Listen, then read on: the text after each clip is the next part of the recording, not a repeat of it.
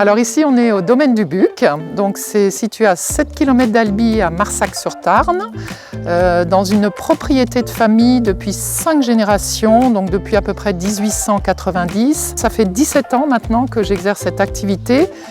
De chambre d'hôtes, j'ai 5 chambres et actuellement j'ai 2 gîtes, un qui est situé au 2e étage et mon dernier bébé, le très beau pigeonnier qui a été restauré il y a 2 ans maintenant. On est situé au milieu d'un parc d'une dizaine d'hectares, donc c'est vrai qu'il y a de très beaux arbres aussi centenaires, beaucoup d'ombre, on a une piscine, bien sûr. Je sers le petit déjeuner le matin sous la tonnelle lorsque les conditions météo le permettent.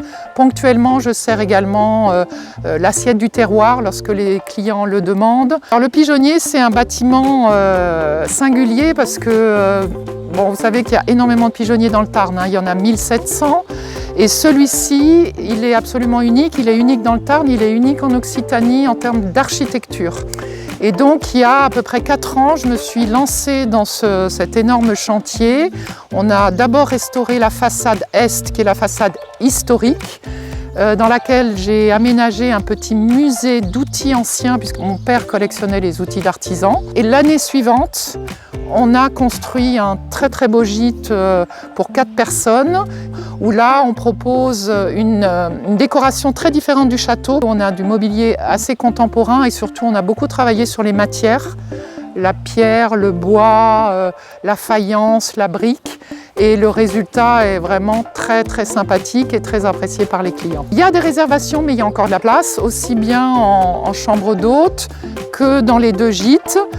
Voilà, il suffit d'aller sur mon site internet domainedubuc.com et soit de réserver en ligne, soit de me téléphoner.